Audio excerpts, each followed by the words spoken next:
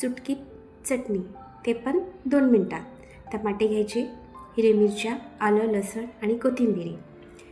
फोडणीसाठी लागणार आहे कढीपत्ता, धनिया, चवीनुसार मीठ, हळद, जिरं, राई आणि चवीनुसार साखर. तेल घ्या, तेल थोडंसं गरम करून घ्या. टमाट्याचे मोठे काप करून घ्यावेत.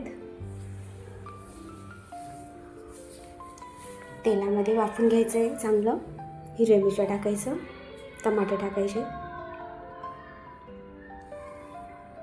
झाकून ठेवायचं 5 मिनटं.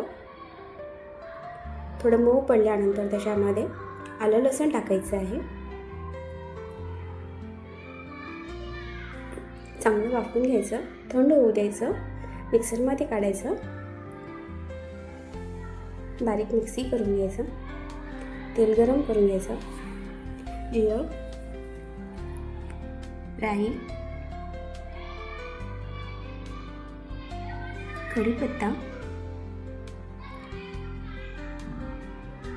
मग ही टमाट्याची प्युरी,